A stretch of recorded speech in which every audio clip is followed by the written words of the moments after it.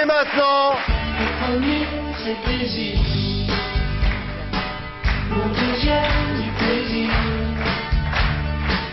Mon troisième, c'est souffrir. Et on te fait des souvenirs. Voici Véronique Jeannot.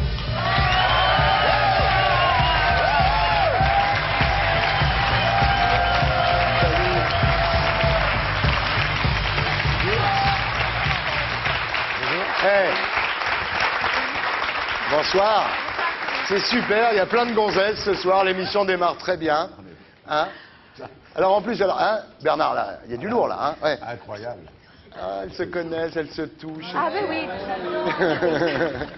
Alors, elles se font des bisous. Voilà, on fait des bisous parce que bon, on ne fait pas le tour, mais on a déjà travaillé ensemble, on se connaît toutes. En plus, Ah ouais. Natacha, Bah, on est vous liés êtes par une autre mafia, chose. hein. Ouais. Elle doit être avec nous. Bah oui, vous êtes au petit théâtre de Paris Ah, et eux c'est au la théâtre de promotion Paris. du théâtre de Paris C'est aujourd'hui. fou, Le c'est théâtre, une c'est le spéciale petit théâtre de Paris. Donc Rue dans la Blanche, loge, rue il y a une Blanche. personne de plus Ouais, maintenant. ouais.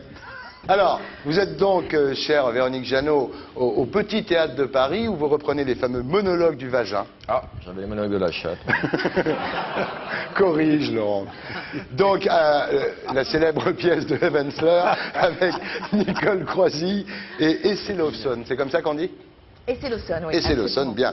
Alors c'est incroyable, il y a le nombre de comédiennes qui ont joué ces monologues du vagin. Il y a Fanny Cotenson, il y a Sophie Duez, il y a Christine Boisson, Firmine Richard, Princesse Erika, Claire Nebou, Nicole Calfan, Lisette Malidor, Vanessa Demouy, Sappho. Enfin, c'est marrant, les femmes se repassent comme ça la pièce. Mais aux États-Unis aussi, c'est une pièce qui tourne dans le monde entier en fait. C'est assez joli, oui. Mais Ouais. je trouve que c'est important qu'elle existe comme ça à travers le monde parce qu'elle raconte plein de choses essentielles. Essentiel. Alors c'est un texte qui a été composé par Eve Ensler à partir d'interviews de femmes de tous âges, de toutes conditions et de tous les pays. Donc c'est vraiment quelque chose d'assez universel au sujet de la femme. Autour du vagin, Laurent, je suis désolé, le mot choque encore 30 ans après. Ça me débecte, mais bon, allons-y, Ouais, faisons c'est la ça. promo. C'est ton côté PD. Non mais c'est vrai que... Ouais, c'est ça. Oui.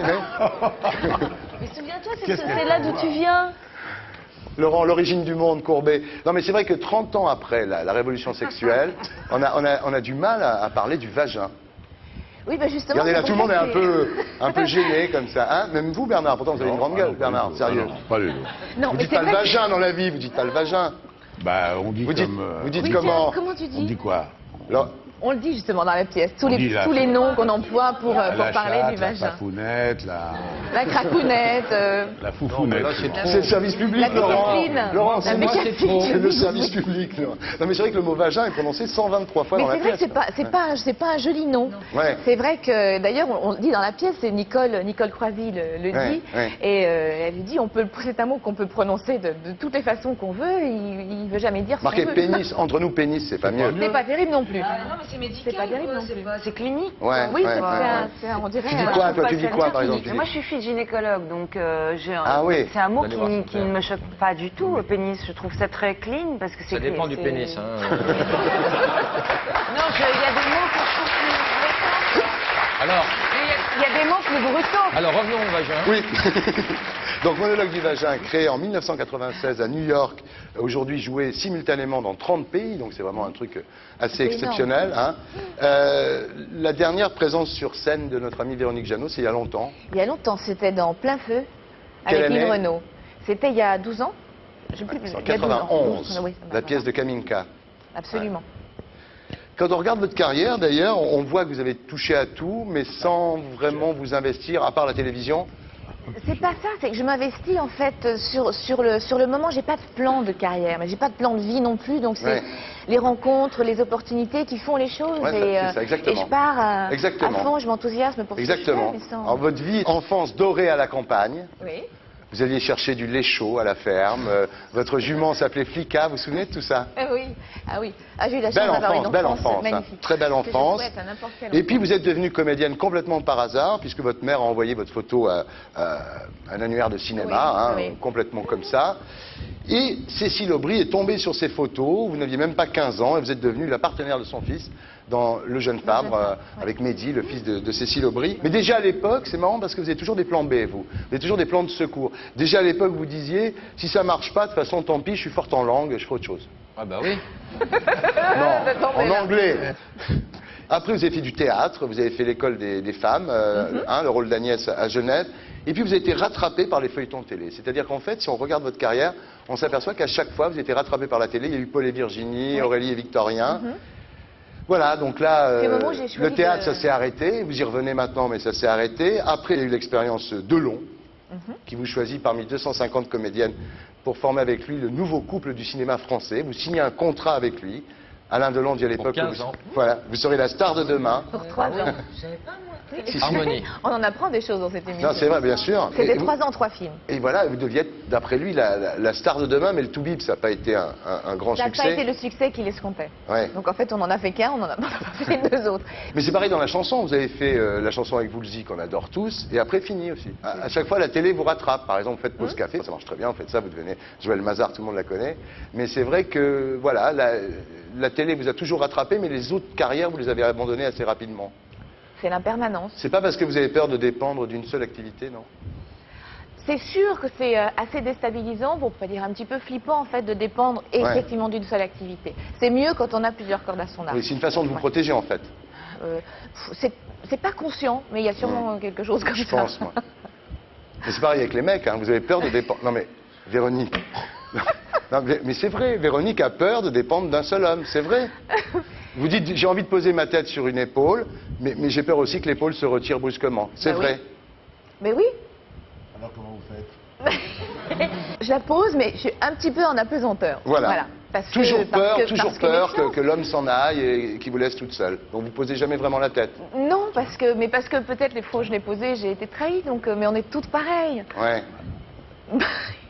Oh non.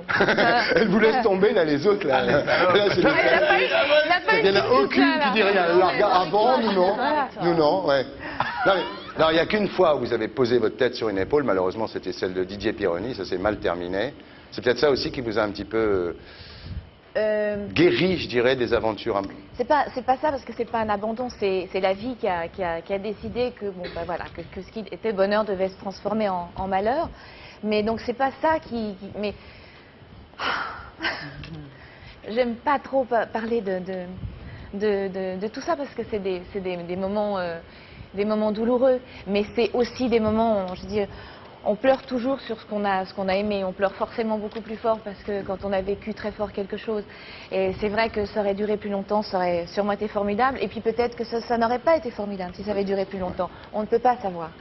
Est-ce que c'est cette peur, finalement, de vous poser, je dirais, qui fait que vous n'ayez jamais eu d'enfant? Je dirais que c'est la vie qui en a décidé comme ça. Ouais. Voilà. Remarquez, Mais c'est un limite avantage à si ça. vous êtes resté une enfant. Parce que tant qu'on a... Mais ça se voit, Sûrement. il suffit de vous regarder.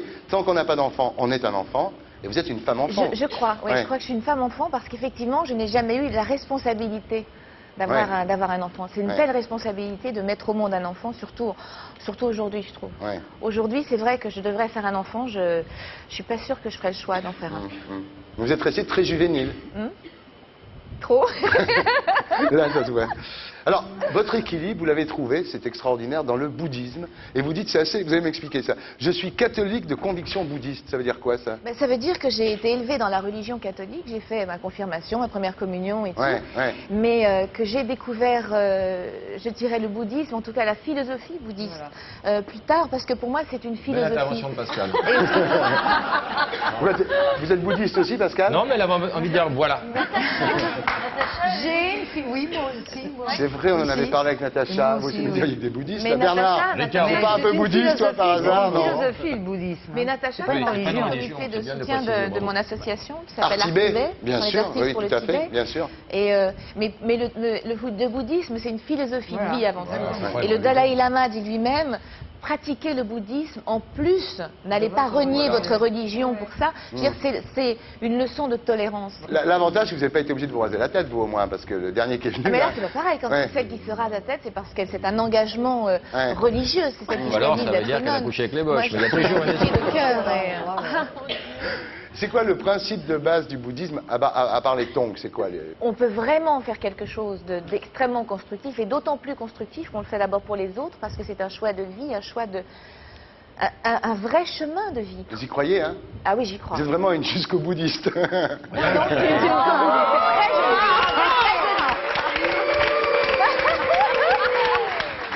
Tu Reviens quand tu veux, Merci. Thierry. Je reviendrai samedi prochain, je pense, oui. Mais Bon, ça- non. Tout le monde croit que le Ouais. bouddhisme, c'est au contraire, c'est le côté végétal. Ça n'a Ouais. rien de tout ça. Mais est-ce ça que apporte l'orange, une ça joie, va avec au contraire, tout formidable. Pardon. L'orange, Oui. c'est compliqué pour C'est très bon pour le Quand teint. on l'a dans le cœur, il va avec Tiens. tout. Voilà. Alors c'est vrai que c'est vrai.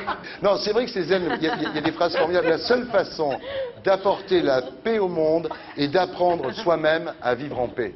Bien sûr. Ben voilà, c'est tout est Bien dit quoi. sûr. C'est John Lennon. On pourra Faire la révolution désarmer, dans sa tous les- tête avant de la faire dans la On rue. pourra désarmer tous les pays du monde tant qu'on ne désarme pas l'homme. De toute façon, toutes les guerres continueront. Et surtout, surtout, comme disait le poète, aimons-nous vivants. Vivons donc heureusement sans haïr ceux qui nous haïssent. Aimons-nous les uns les autres dans des boîtes échangistes. C'est extraordinaire. Ah non. Et pourquoi, attends, et pourquoi ils s'aimeraient pas finalement? Qu'est-ce que c'est? Vous avez commencé par dire que c'est la tolérance.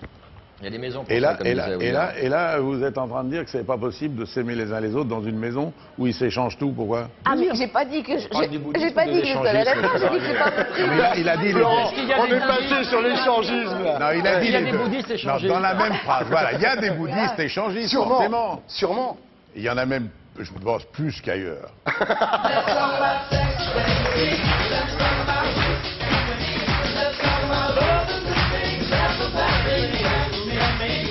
Alors, Est-ce qu'on a dit qu'elle était née à Annecy? oui. Je crois que le monde s'en branle. Mais c'est bien non, de ce qu'on peut dire refaire. aussi, c'est que Véronique a été élevée à Sénaux, n'est-ce pas?